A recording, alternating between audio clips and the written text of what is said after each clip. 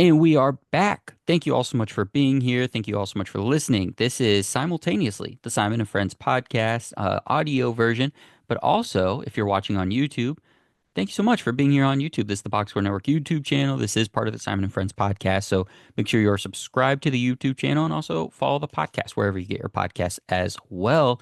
This is the NFL Draft War Room series. This is something Ben and I have done for 3 years now. Done it with a couple different co-hosts, but first time just one-on-one for me and Ben, where we want to get inside the minds of the decision makers of these NFL teams. So we want to think about it from the GM perspective, the owner perspective, and the coaching perspective of some of these conversations teams are having in their respective war rooms when it comes to the draft.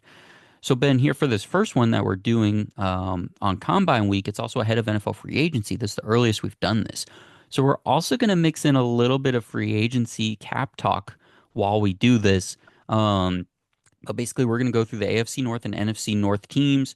Ben and I are each the GM for four of the eight teams. And then the other person's kind of cosplaying as the owner or coach, whoever's mind they want to kind of take over for a little bit.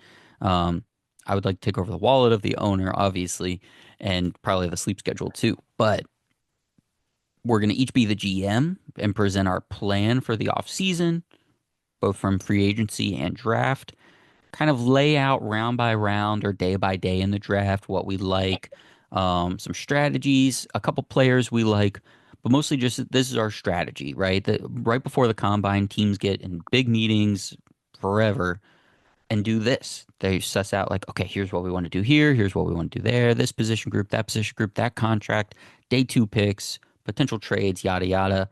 We're doing that for each team alternating weeks, me and Ben, over the next 8 weeks until the NFL draft. Um, Ben, did I cover it? Do we know what's happening? Do you think the listeners understand what they're about to take part in?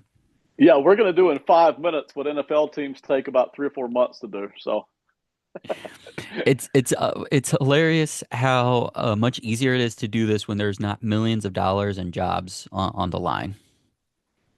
We get to some of the same answers and maybe some better ones and certainly some worse ones, yeah, but and I that's just want to that's put it because out we don't there. get paid.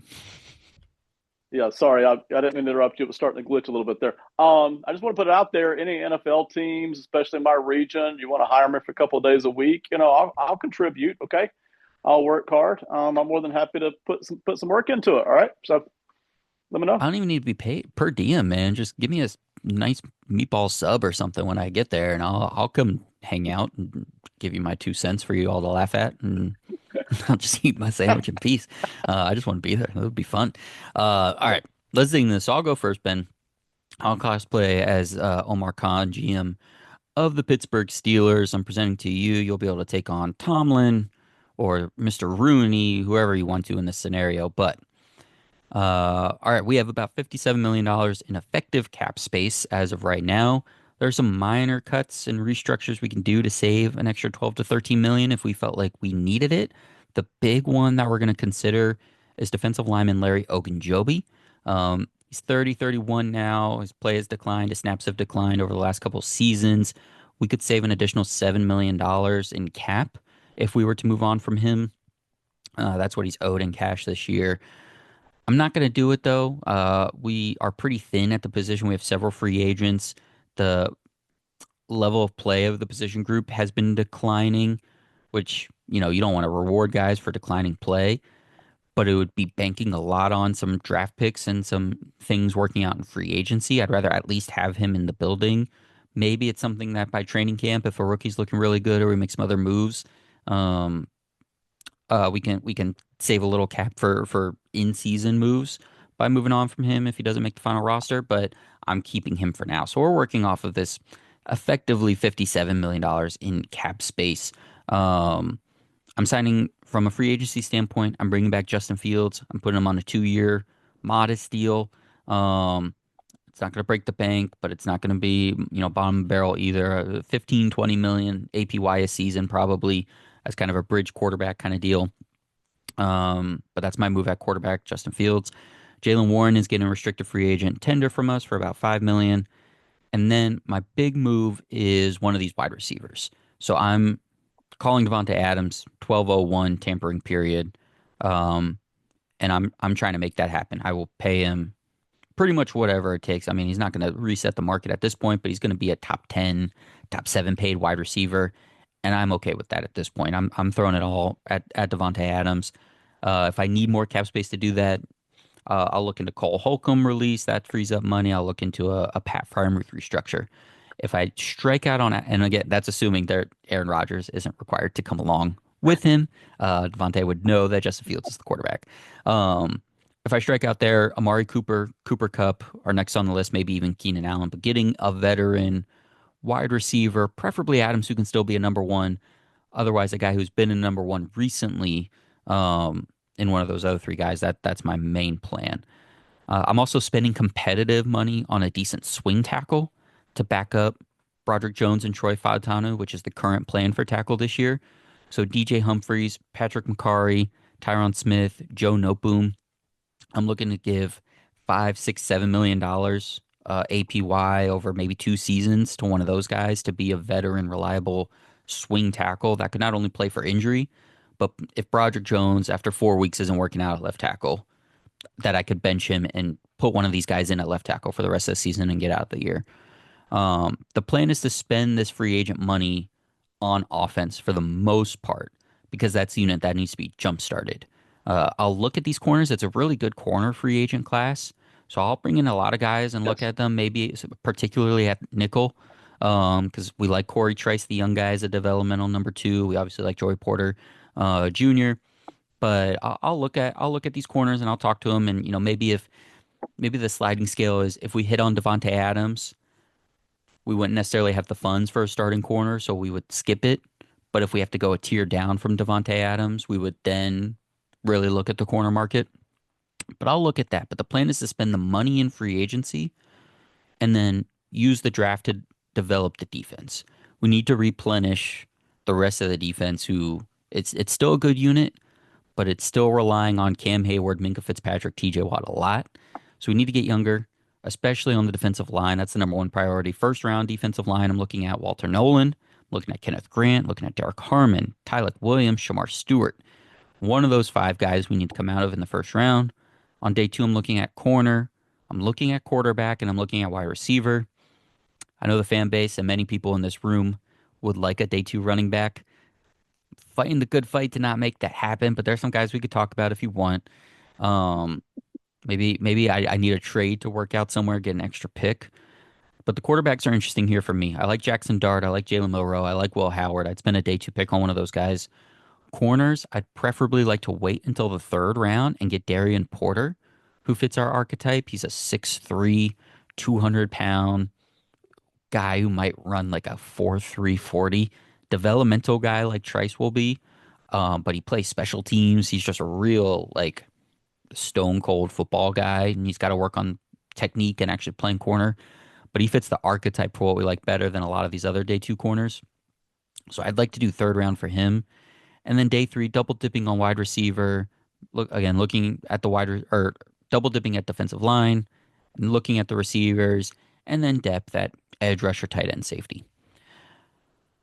Ben, that is the plan, or Mr. Rooney, Coach Tomlin. That is the plan for the Steelers off season. What are your notes? Okay. So yeah, I'll be Rooney for here for a minute. Okay. I'm Rooney, the owner. Excellent. I want to hit several things I love, and then a couple of questions that I really just want to get your opinion on more than anything. So I love bringing back Justin Fields because it's cheap, right? Gives you something at quarterback, right? Whether he starts or not. Um, I love the Devontae Adams thing. Personally, when I looked over at the wide receiver free agents, I wasn't thrilled because you have a lot of kind of older guys that are still going to cost you something. But to me, you're dead on with Adams. I would love to bring Adams in here. So love that. I love the idea of the free agent defensive backs out there. They won't all make it to free agency, but there's several that could, and the ones that do are going to be relatively affordable, Hmm. and they're still going to have 3 or 4 good playing years, right? They're Yep. 26, 27, 28. I mean, these are legit guys. So I love that. Absolutely love both of those things. There was one other thing I liked too. But anyway, the couple of questions is this. first of all, quarterback. What I'm hearing is Justin Fields, and then second round quarterback is kind of the plan for next year, which I like that better than a lot of other things we might could be doing. Um, my question is, how aggressive do you want to be, or do you plan to be in the second round at getting a Dart or a Milrow?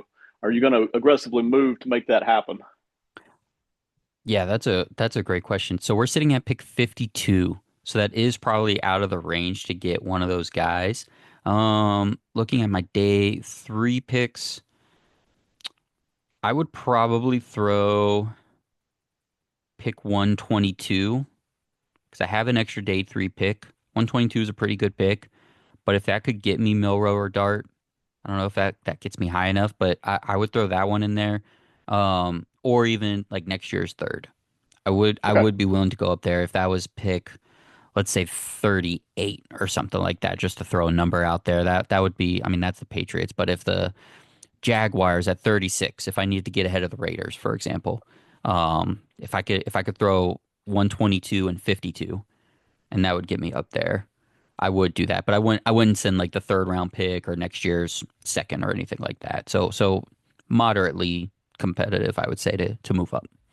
Okay. And for me as the owner, Rooney, I would obviously not overpay, but I greatly encourage the moving up with next year's third or with pick 122, whatever that was, to get into pick 34 to pick Dart or Milrow, either one, whichever guy you like.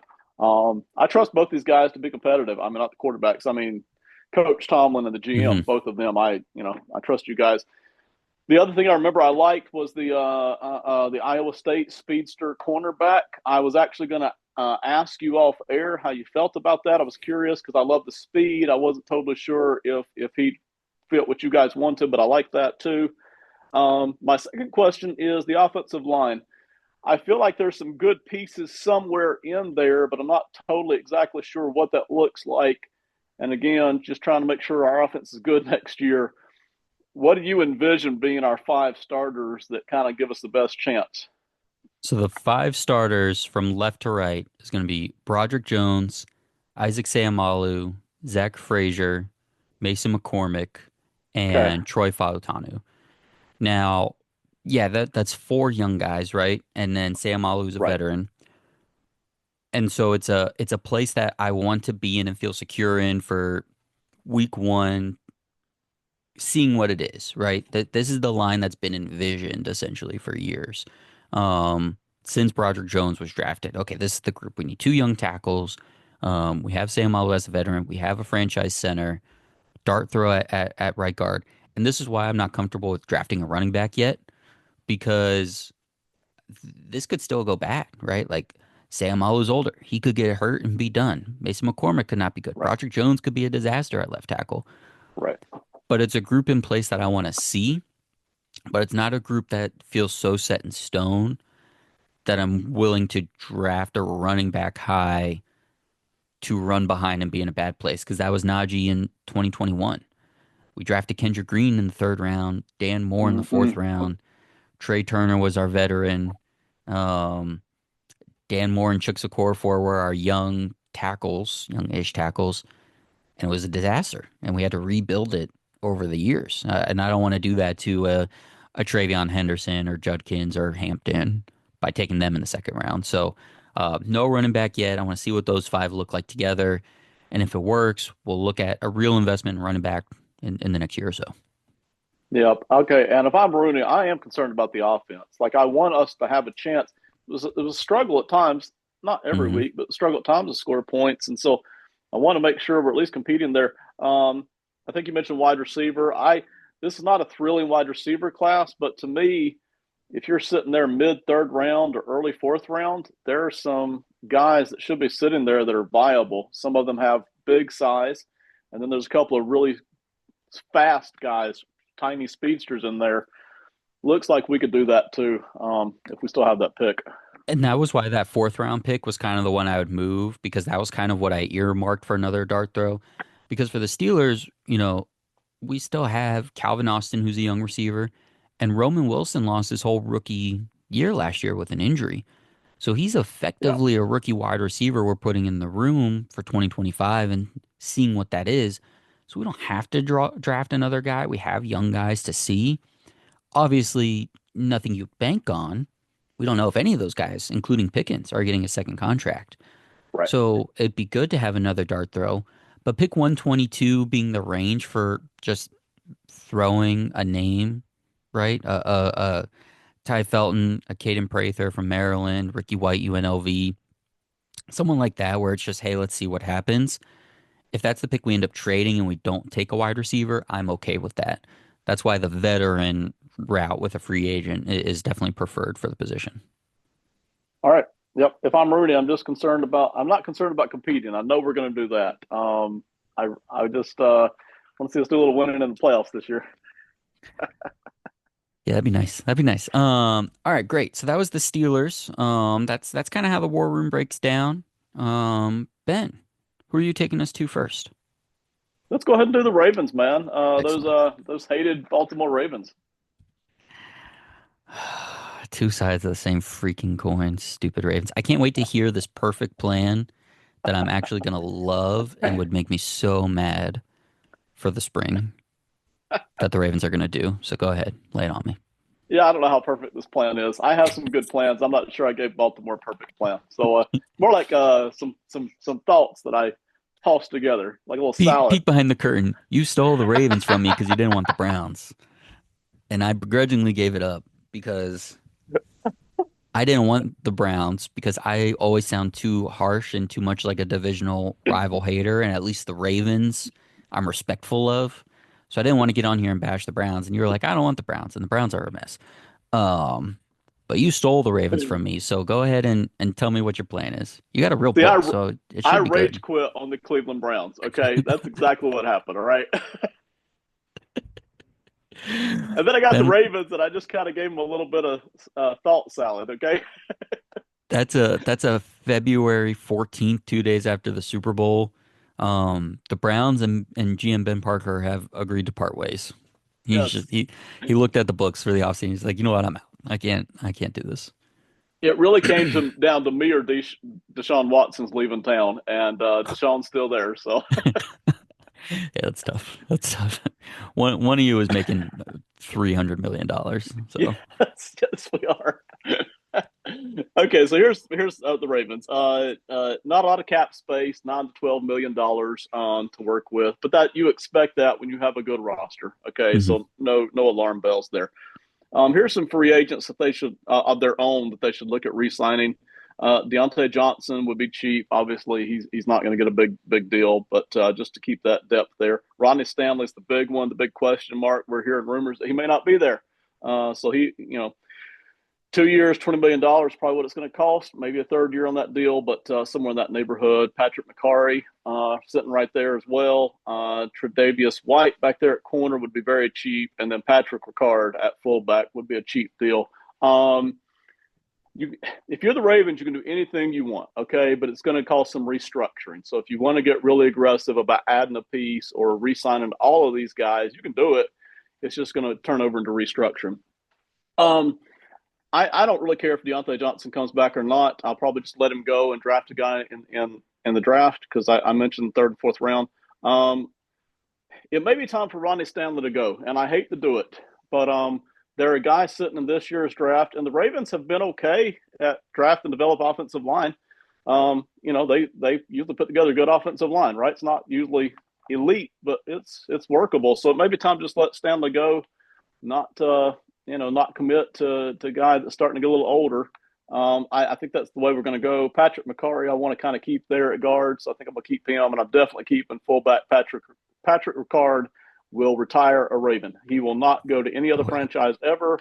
When he's done playing, he may come and coach for us too, but that's the way that's going to work. So anyway, I'm really only planning here to spend I'm going to basically spend that $12 million that we have in cap space to keep two of our free agents. Okay, we're not going to lose a lot other than Stanley, but I think I want to get younger in the draft there at that spot anyway.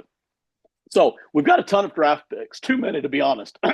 I'm all in favor of collecting draft picks, but when you're a team this good, boy, you're just basically handing out invites to camp when you have three fifth round picks, two sixes, and a seven. Man, half these guys aren't even going to get to hang around one season, right? But that's okay. I don't mind that. Um, Here's some of the names I'm looking for, and this will go up and down the first and second round. Interior offensive lineman Armand Mimbo out of Missouri. Some people Hmm. like him at tackle. I love him at guard. But I just placed a hole at tackle, at left tackle with Hmm. Stanley, so we may do some shuffling there. But I do love Mimbo. I think he fits our culture, even though I'm not exactly sure where I'm going to put him. Tyler Booker there as well. Really like him. Think he fits us as well. In the second, third rounds, the receivers we're looking at would be Trey Harris out of Ole Miss, Alec Iomanor out of Stanford, Jalen Royals out of Utah State, and Savion Williams, who's a big receiver out of Texas Christian. So those are some of the names we're looking at that we think fit us. That was really what I noticed here with the Ravens. I just felt like these guys fit us on that. So here's some notes on the Ravens. It's always tough to improve a team this good. Okay, Buffalo, same thing. It's just tough. You got a good roster. It's going to be tough to improve here, but what we're looking for is depth, or occasionally I'm looking for a high reward difference making guy. So I may take a little bit more of a risk at certain picks, just to get that difference making potential because I've already got a good roster. I'm always open to that, or we're just looking to help out our future cap. I think you mentioned that with the Steelers as well. Um, Sometimes you're just looking down the road a bit. It's like, hey, we know this guy ain't going to play for us this year, but in a year or two, he's going to save us $10, $20 million a year because somebody else is ready to go. So that really is what I'm looking at when I'm the Ravens. You're not going to bolster your roster a whole lot with this draft, right? Because you already got a good team. Hmm. Half these guys are going to be fighting to even make the team, but there's still a lot of things we can do here. Offensive line, I want to fix. Wide receiver, I want to step up. Edge rusher, I'd love to get, and even cover guys, cover Yep. corners. I don't necessarily need safeties, but legit cover guys. I would love to get some of that. And this draft, when I did the mock sims for the Ravens, and I've done several, I really like what's in this draft for the Ravens at their spots. When it came their turn to pick, I liked the O linemen that were available. I liked the wide receivers that were available, and I even liked, hang on to your hat, the running backs that were available at at the Ravens picks here. So again, that's not a plan so much as it is. This was a lot of the things I felt and saw when I was looking here at the Ravens. They got a good team, and I think they can secure that here over the next year or two with this off season stuff. That's what I got here for Baltimore. Simon Shortt just kicked the doors in. You're gonna draft a running back when Derrick Henry Yeah, just had the season he had, and then he was escorted out of the building. Um, couldn't even get the couldn't even say Henry before they picked me up and threw me out of there. yeah. Uh, all right, here we go. So here's ownership. Steve Biscotti Cookie.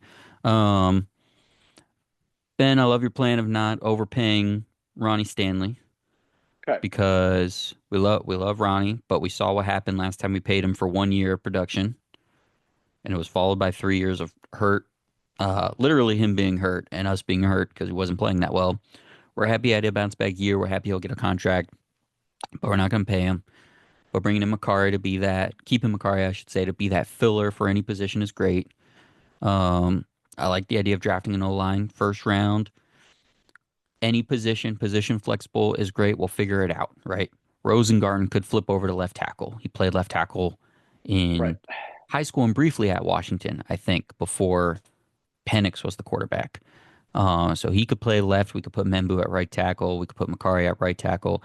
While we're on the offensive line, real quick, Andrew Voorhees was our seventh round pick a couple years ago.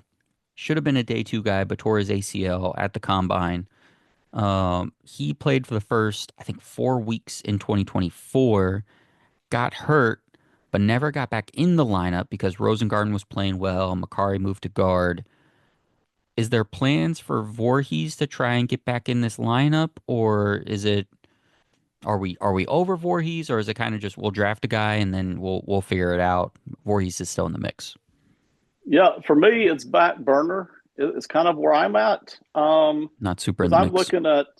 I'm looking at Fa'alele, Makari, Rosengarten, Hmm. Linderbaum. That's Hmm. the four. And then I'm hopefully drafting, and it may not be Mimbu, but there's still a couple other guys there in the draft A pool. draft So pick. that's the five. Okay. I would love for Voorhees to all of a sudden amp it up and kick one of these guys out. Hmm. But at the moment, he's on the back burner. He's got to Okay. work his way in. Okay. And then from a back standpoint, listen, this always kind of works out for the Ravens. You Yes, mentioned it trying to find does. a cover corner. When it comes to Marlon Humphrey, where is he best at this point? Whenever he does slide into the nickel, it seems to be his best spot, Yeah. but the team always seems to be at its peak performance when Kyle Hamilton is in the nickel. We obviously drafted Nate Wiggins last year, who had a good rookie cornerback season last year. So if Wiggins is on the outside, our Darius Washington is a restricted free agent. He played well. We'll probably tender him. And then we know Hamilton and Humphrey fit in somewhere with Brandon Stevens being a free agent and leaving. And you said you're looking for a corner. That defensive back, you don't have to give me a name, but are you looking for someone to be a nickel and keep Humphrey on the outside and Hamilton at safety? Are you looking for an outside guy? Are you looking for a safety to put Hamilton in? Like what are you really looking for? How are you looking? What would be your peak alignment of those five positions? For me, what I had in mind, and again, this is something I could be talked out of, but what I had in mind was uh, a a wide boundary Hmm. corner, cover corner, um, to legit cover bigger, faster ish guys out Yep. there. And then we'll figure it out from there with Yeah. Humphrey and Hamilton. Um, the names will be like Azariah Thomas out of Florida Yeah. State. If Benjamin Morrison were to drop, which I kind of Hmm. don't think he will, but I would grab him, and even Maxwell Harrison, who's a guy that you really Hmm. like, and I'm getting there. Um, I would consider those three guys somewhere in rounds 2, 3. Hmm. That was the plan though. And Yeah. again, Harrison might be more of a nickel to be honest, but that's the plan. I think that makes sense. All right. That's good. I hate it, but I also like it. I think it I think it makes sense. Yeah, And I hate it because it would, again, it would just work. When you threw out edge rusher and corner somewhere in the mid rounds, I was like, great. There's a couple starters for the Ravens. That's annoying.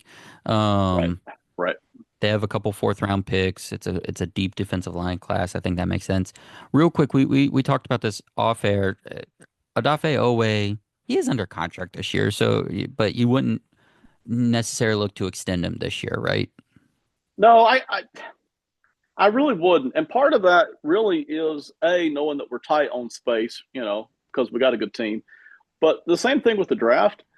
When you're as good at drafting and developing most position groups like the Ravens are, wide receiver has kind of been the general exception, but they're pretty good at that.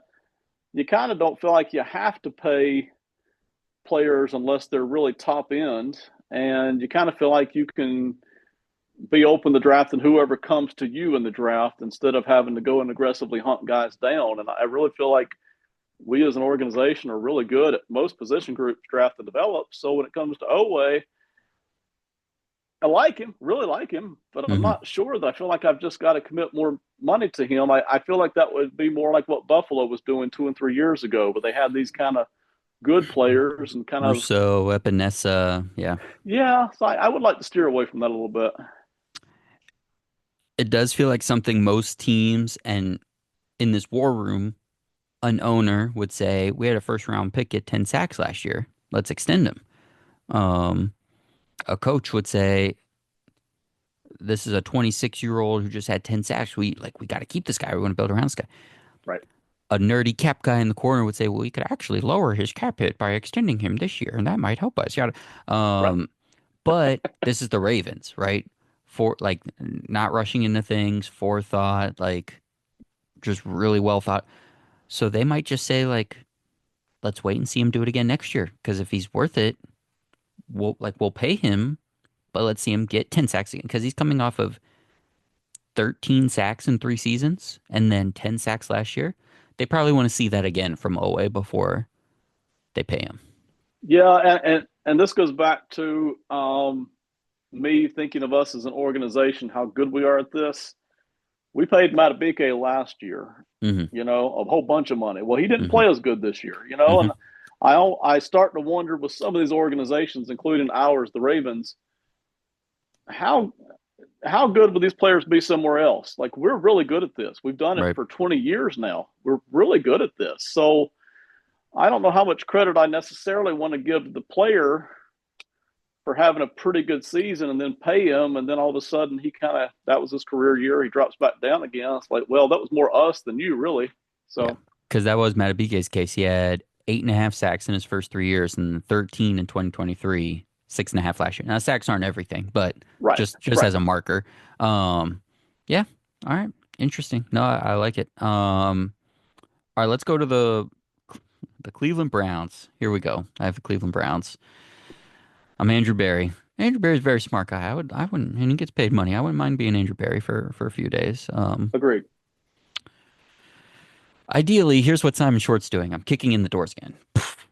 I'm cutting and trading the whole roster this offseason because the Browns are in cap hell, excuse my French, for at least another year with very few moves to make.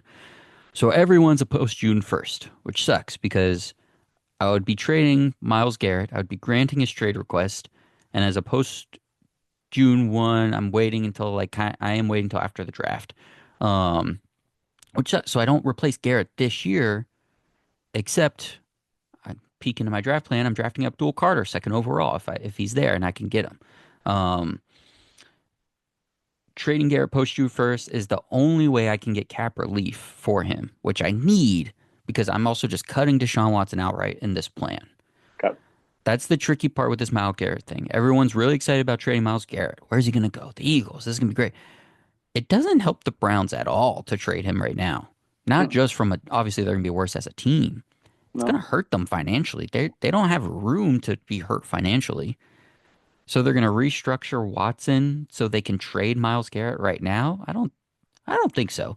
If they were trading Garrett, they would just need to blow the entire thing up. So I'm talking post June 1sting, Deshaun Watson, Miles Garrett, Denzel Ward, everyone on the offensive line not named Dawan Jones, Dalvin Tomlinson, David Njoku, Jerry Jeudy, Juan Thornhill is being released, and probably also trading Greg Newsome at any point. You can trade him at any point and get the same kind of cap relief. And then my 2025 roster would be built around Grant Delpit, Dawan Jones, Jerome Ford, Cedric Tillman, David Bell, Martin Emerson, Jeremiah Owusu-Koramoah. This draft class, Kirk Cousins if he's released, although the Falcons want to make him the highest paid backup of all time. And or I just do the quiet tank out loud that we've been doing for 2 years and start Dorian Thompson Robinson all year long. And we regroup in 2026. That's not going to happen. If I try to pitch that to anybody, even as myself, I'd be fired instantaneously. So here's what's actually going to happen. This team won 11 games in 2023 with the same formula, the same roster essentially that we have now, guys. So we're going to run this thing back.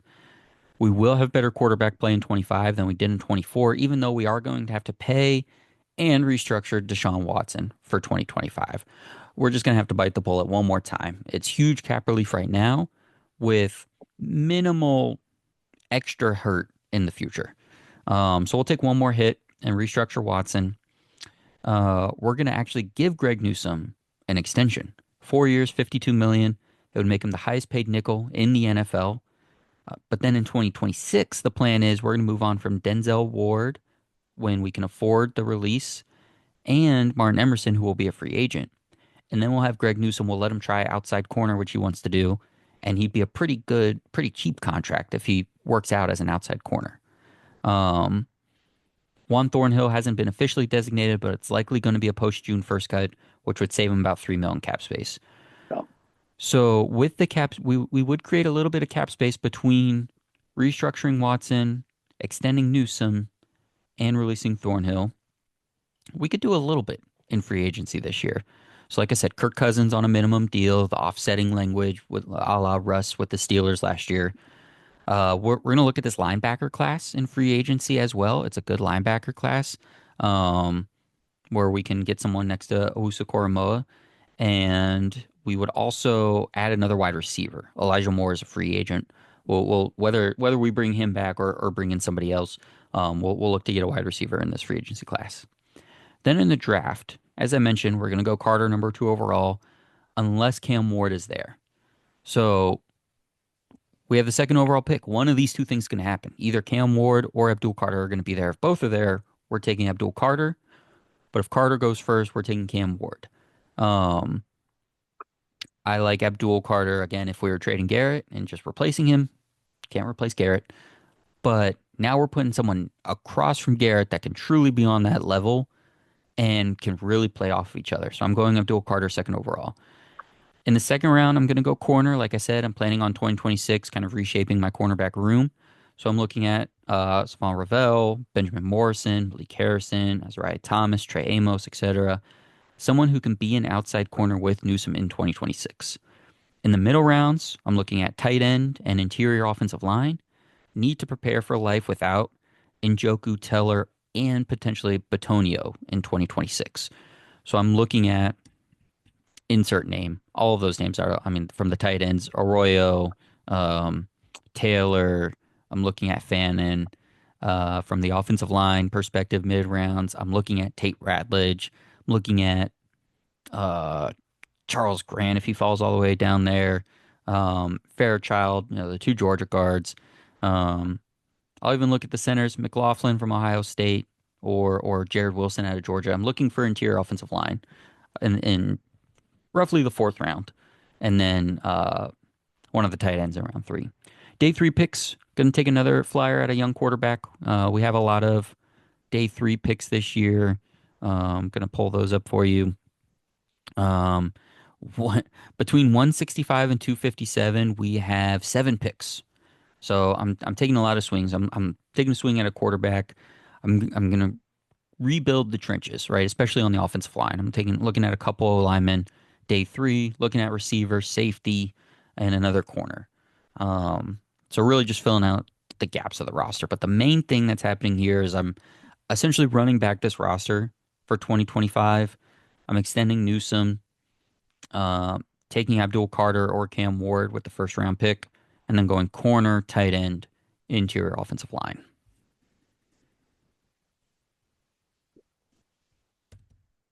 All right, that it. That's it. That's I'm all. not gonna That's be all. That's all we got. That's all we can do, man. I'm not gonna be Haslam the owner because I feel like he's already too involved. Okay, Yeah, good call. I'm not doing that. I don't mean to knock Haslam necessarily. It's just he's Mm, he's too you can involved do it. here. You can do it. Yeah. So I'll be who's the coach's name that I just Stefanski. forgot? Yeah, Stefanski. Stefanski. I'll be Stefanski. All right. So Nice. That's a good place to be. this is why I rage quit on Cleveland. So first of all, I like your futuristic thinking when it comes to not ripping apart the roster, but slowly just kind of remaking, reshaping, right? Especially at cornerback and then interior offensive line and then more depth at wide receiver. Hey, maybe we hit gold at wide receiver. So I like all of those things. That's really where I want this organization to go if I'm Stefanski or if I'm anybody. I love that. I would try my darndest to get you to just go ahead and cut Deshaun Watson right now. I think it is hovering like a dark cloud, like a disease over this organization. And having done that, like a P61 thing, having done that, I would then try my darndest to convince Myles Garrett that we're going to compete next year with a young quarterback that we're going to grab out of the draft. And the rest of the roster is still competitive. That would be my desire. But why I rage quit on them and why I don't have any criticism of your plan. The dead cat pit for Deshaun Watson is like 172 freaking million dollars. And even if you were able to do a P61 cut with him Like and half 118. it, Yeah. yes.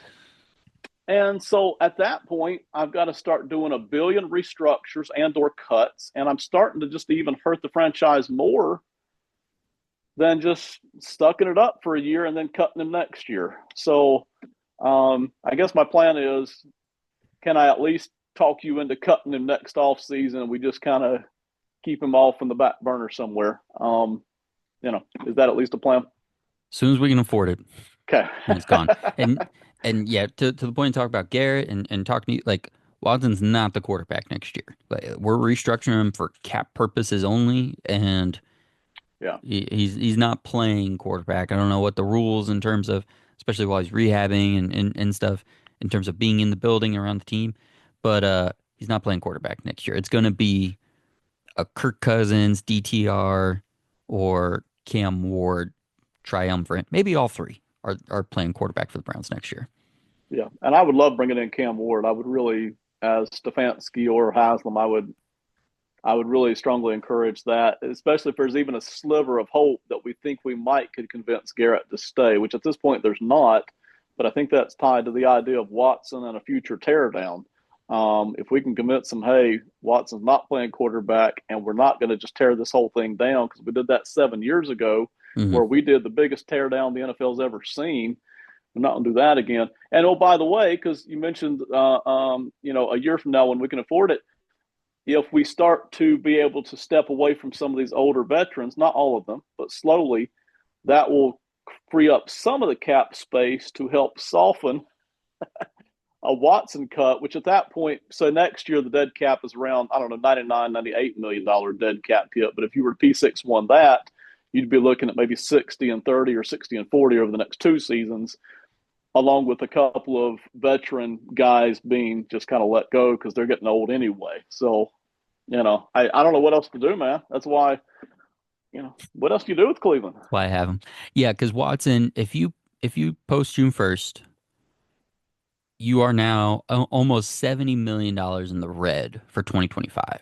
Right. But you go from 8 to 27 mil in cap space for next year.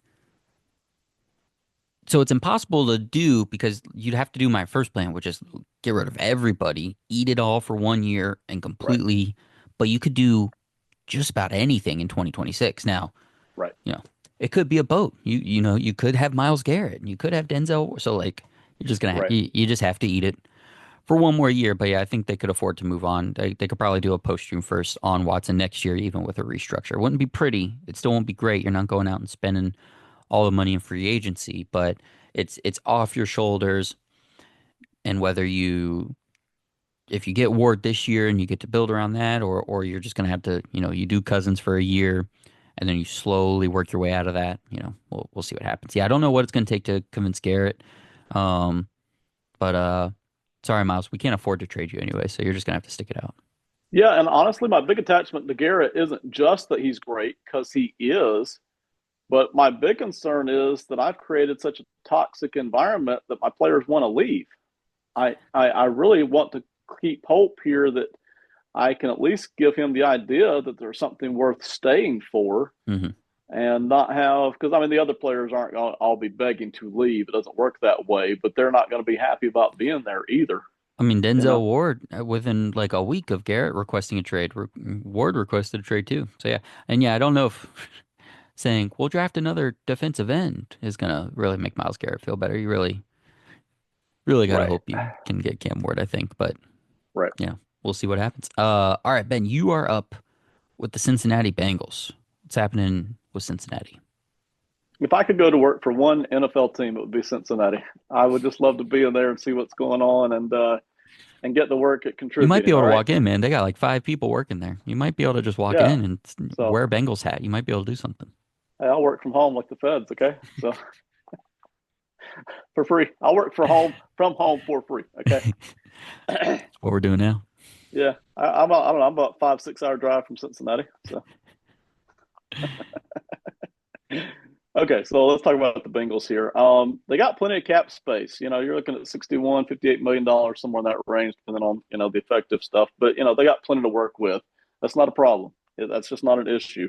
Their free agents to be discussed are T. Higgins, obviously, defensive tackle B.J. Hill, cornerback Mike Hilton, right tackle Trent Brown.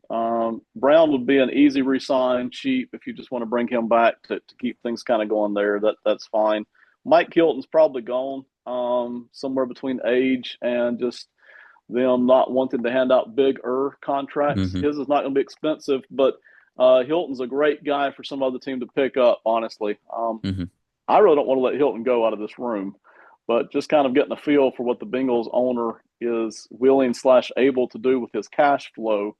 Um, Hilton might have to be sacrificed in order to keep Higgins, and I'm pretty darn hell bent on keeping Higgins. Okay, Hmm. if for no other reason than that Burrow has made it clear he wants that to happen. Hmm. Okay, in my own little football world where I think about things holistically and for the next 3 4 years, I've been more than open to sign and trade T Higgins because I think I can do more with it over the next 2 3 years.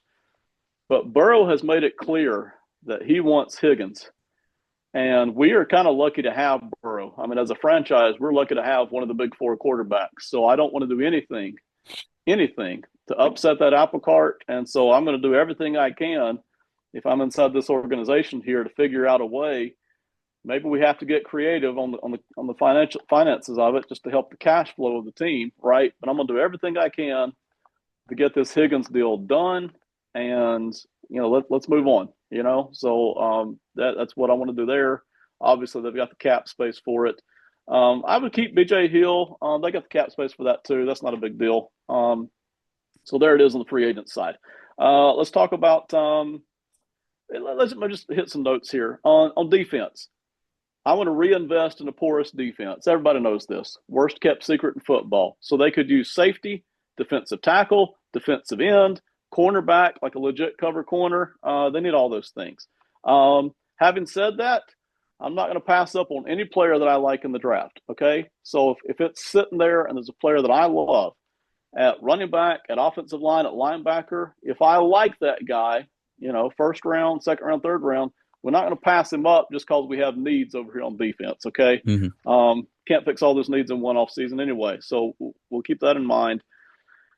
Goal number 3 here. I want to keep trying to stock the offensive line. Okay, Burrow doesn't seem too worried about it, so it's not a Cool. pressing need for me. But I'm going to keep trying that because we've got some money invested there, and it's not a great offensive line. So I'd love to keep trying somewhere in the draft to keep pipelining players in here. What I'm really looking for on this offensive line, and you kind of triggered this a few weeks ago with the comment you made, we're not very good at drafting and developing pass blocking offensive linemen. So I would love to just get the biggest, meanest bullies I can find, plant them on this offensive line, and we are going to bully ball run the football, and that will then set up all the play action. And Burrow half the time doesn't need play action anyway. So in that way, we're helping out our pass blocking. We'll keep a tight end in for blocking where we need to on that. So that's where we're going. Draft picks, we've got plenty. First, second, third round, fourth round, we're good on that. Here's the prospects. Kenneth Grant, defensive tackle. I would love to add him in a heartbeat. Then come the Georgia guys. Defensive lineman Mikael Williams, I would add him in a heartbeat. Jalen Walker, I would add him in a heartbeat. Safety Malachi Starks, I would add him in a heartbeat. Okay, so any of those guys I think would just fit right into what we do and who we are. Honestly, who we've been since the '80s. Hmm. It just kind of fits the Bengals org there. Tight end Tyler Warren, he could fit in a lot of Mm. places if he's there. And again, we Mm. don't need a tight end, but if he's there, we're probably going to take him. All right, I like him there. Defensive back Jody Barron, definitely like him. Not trying to replace Hilton, but he could. Yep. That would be an easy kind of a fill in. And then defensive tackle Tyler Williams, maybe there in the second round, coming out of Ohio State, big time run stopper, just really fill up there in the middle. I like this draft for us. I think there's a bunch of people we can get at several different rounds here. I mostly mentioned first and second round guys there, but if I'm Cincinnati, I really, really love the way this draft sets up for us. I think there's all kinds of guys we can get. We do not feel the need to have to trade up at all anywhere. So that's it. Yeah, if I'm owner Mike Brown here for a second, you know, we're the Bengals, we're in the AFC North. we have our flashy pieces, right? We have our quarterback, we have Jamar Yeah, Chase, we have a rookie contract tackle, Marius Mims. We're gonna we'll make the T Higgins thing work out. I guess I'm gonna allow that. We'll figure it out. Duke Tobin has already blabbed that we're gonna make Jamar Chase the highest paid non-quarterback essentially in the NFL. We'll make T Higgins work. We'll see if that actually all works out. T Higgins um, tweeted a baseball cap after Duke Tobin's comments came out, so we'll see how that goes. Um, but okay, we have our flash. I know people are saying I'll say this as the owner. I don't know why people are saying this isn't a great draft. This is a meat and potatoes draft, right? You can do trenches, you can get right. some DBs, you can get some linebackers. Um, the great thing about the Bengals, and they have those four things figured out: a rookie contract tackle, quarterback, two wide receivers. They need everything else. So everything else is a good fit at 17 and 49 or whatever the second round pick is, Yes, right? yes, it is. We need everything else. Um, the offensive line is workable for another year, like you said. Joe Burrow is not worried about it, or you could run back the same 5 to 6 guys for a year. You made the investment with Mims. I don't feel like we have to go high there again yet, right? We pay Orlando Brown, we draft Mims. We can make that a later round investment for this year. Um, if we like a guy, great. Best player available. Look at the defense. I want to ask about Dax Hill. I'll be Zach Taylor now. From a defensive side, I feel like Dax Hill is kind of the chess piece to this. He's recovering from the injury. He was having a really good year. It looked like he finally found a position at outside corner, but now he's coming off of the injury. Mike Hilton's gone. Von Bell is gone. Jordan Battle's still TBD. Um, Cam Taylor Britt had another up and down season. What's the plan for this DB room as we turn over this defense, reinvest in this defense, new defensive coordinator? Jermaine Pratt also has requested a trade. Um, how's the DB room looking for you, and how do you envision it in 2025? Yeah, for me, it's not great, especially with Hilton heading out the door, man. But let's focus on Dax Hill for a second. Um, he's going to be playing a lot. If he's healthy at all, even if he's still kind of recovering, he's going to be playing a lot. All right, because somebody's got to here. I'm just not thrilled with this backfield. So I'm going to be looking at this in the draft.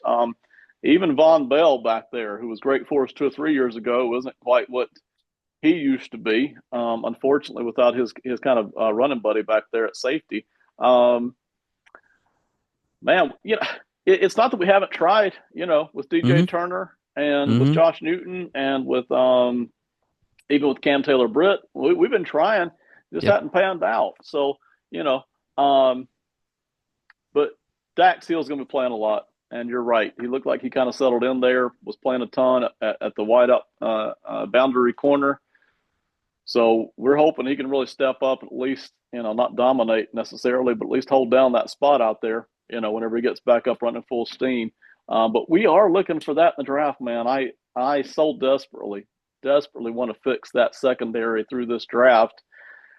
But again, I mentioned all those Georgia players. Malachi Starks is a good one, but Yep. so many of the defensive linemen may just be sitting there, and Starks may not be. Starks Yep. may go to the Colts a couple of picks before us, or Mm-hmm. the Cowboys 4 picks before us.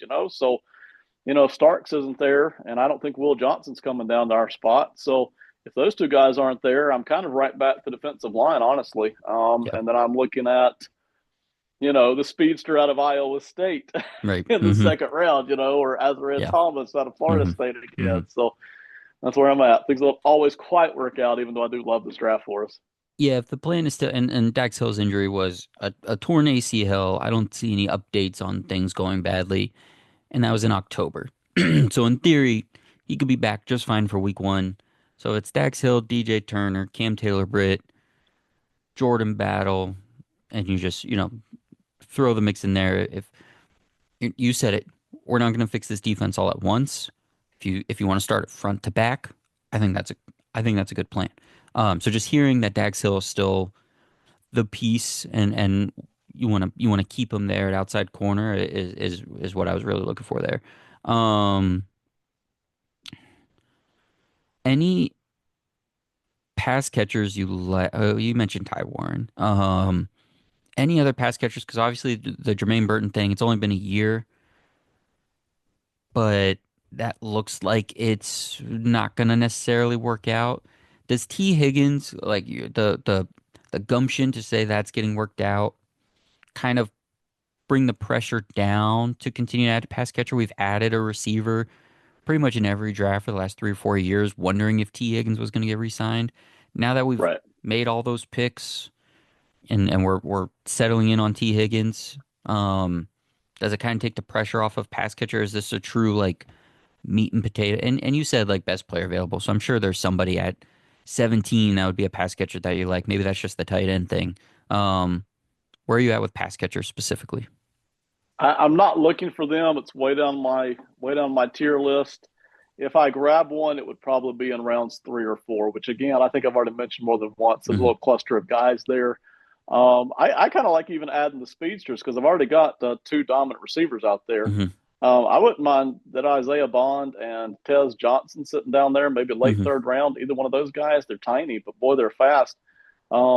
If I can get a bully ball offensive line continuing here to run the football, and I've got Burrow hitting Chase and Higgins anywhere on the football field, and all of a sudden I've got this little, you know, Hmm. Hmm. speedy receiver doing jet sweeps and drag routes across Hmm. the underneath, it would help out this offense. But that's about all I'm looking at wide receiver. All right. I think that's it. I think that's it for me. Trey Hendrickson. What's happening with Trey Hendrickson? Is he getting the extension he's looking for? What are we? I'm Zach Taylor. What's happening here, Duke? Are we getting Hendrickson done? Okay, so if this were a normal organization, anybody but Cincinnati, Hendrickson is going nowhere. He'll get his extension, and we won't even think about it, right? But boy, and listen, there's no way we're going to make this defense worse by letting Hendrickson go. We're just not going to do that. But this is not a normal organization. They've shown that they either can't or don't want to come up with the bigger deals, either because of tight spending or cash flow struggles, one or the other. So, that being said, Hendrickson just came off his best year. Goodness gracious. I mean, he was a beast, and he's been really good. So, if ever there were a time, because again, he's been in the league for a while now. There's a drop off coming at some point, might be 2 or 3 years from now. But if ever there were a time to just go ahead and trade him and rack up some more draft picks, this would be the time. Because there are organizations out there who have no trouble supplying the money he wants and who really wouldn't have any problem giving up the draft picks. Because if you look at the higher end teams, I want to be careful how I say this, but if you look at Philadelphia, Baltimore, Buffalo, what do they need all those draft picks for? They're just kind of there to supplement the Hmm. roster. It's not like they're going to transform an already great roster. Those teams, in a lot of cases, can come up with the cash to do a deal and the draft picks to do it. So if I'm Cincinnati and I need a way to be able to keep T. Higgins, because that's the big priority here, and I think maybe in a season or two, Hendrickson may not be quite as good as he is now. Let's just go ahead and trade him somewhere. We can control where he goes so he doesn't go in the division, for crying out loud. And let's get some good draft picks. I think that's probably the move we're going to make if I am in Cincinnati, knowing how they operate. Do you like the route of, let's say, so what's Chase's cap right now? You'll probably lower him. You'll probably increase your cap space, honestly, once we get him extended also, but that might not happen till after free agency, obviously. So with Hendrickson, do you prefer the route? Because we're sitting here, it's the combine, we're having our meetings. Do you prefer the route trying to trade Hendrickson ahead of free agency? And because we have cap space, um, and doing something in free agency, it's not a great edge rusher class. We would increase our cap space even more by trading Hendrickson. Um, Do you like going the free agent route? Maybe try to get someone a tier down a little cheaper?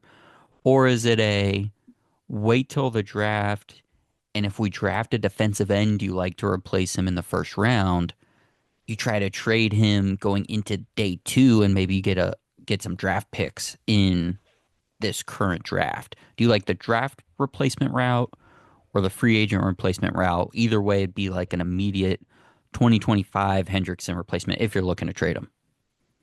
Yeah, and honestly, if I already know I'm going to trade him, I want to get that deal done soon. Okay.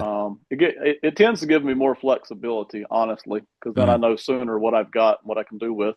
I would trade him as soon as I knew that that was what I wanted to do. I would go ahead and knock that out, Okay. get that done. So And yeah, we like we'd still get the same picks. We'd still get, the picks in this year's draft in either way. So it'd just be about, okay, we'll have to see who comes along in the draft at 17, but maybe there's a mid-tier free agent we also like that can be a stand-in on our big whiteboard, on our whiteboard depth chart when we go into the draft.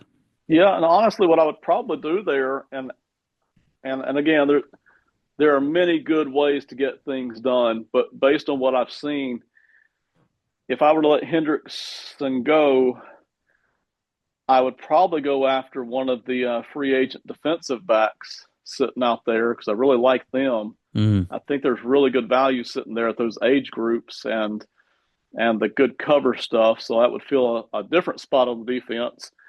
And then I would go back into this year's draft even more aggressively after those defensive linemen because there's so darn many of them, right? yeah, I that think makes that's where I sense. would go. And I'm probably not going to fill up that edge rushing sack master role that Hendrickson's doing. I still feel like I've kind of helped out our defense over the next 2 to 3 seasons, though. And then is one of those early defensive line, let's say you went that route. Let's say you trade Hendrickson early, you sign a corner, and now you're whole hog on let's get a defensive lineman in the first round. Is there a defensive lineman you would trade up any amount for? Um, Taking like Abdul Carter and Mason Graham off the board, obviously, or would you still prefer to have all your draft picks sit at 17 and just see who's there? Is there a guy that you're like, wow, if we could guarantee this guy would take Hendrickson's spot in 25, we would trade up to pick pick nine or pick eight before the Saints or something like that.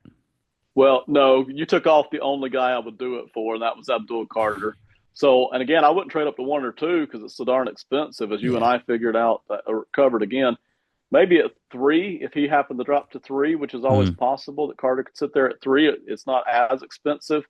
Because with that, whatever draft picks I get out of the Hendrickson trade, I could then repackage and go get Abdul hmm. Carter. That would be worth it. But no, once Carter's off the board, or once I don't feel like I can trade up to that spot to get him, I'm going to sit back there at these spots. I really have a plethora of guys I like there. Thank you all so much. Thank you for anybody watching on YouTube. If this is the first time seeing any of our videos, if this is your first time seeing part of the Simon and Friends podcast, first time seeing the War Room series, we hope you enjoyed it. We'll be back with content on the YouTube channel every single week moving forward through draft season. We have mock drafts coming. We have odds on Commanders with Ben and Robertson Vire covering the Commanders all off season. And we'll have this War Room series coming out every other week as well. If you're with the podcast, as always, thank you all so much for listening to the Simon and Friends podcast. We'll be back covering the draft, covering free agency all the way through the off season as well. So make sure you are tuned into that. Make sure you subscribe to both the channel and the pod. Make sure you're checking out all the other pods as well. So for Ben, for Simon, for Box Score Network, and the Simon and Friends podcast, thank you all so much. Have fun and be safe out there.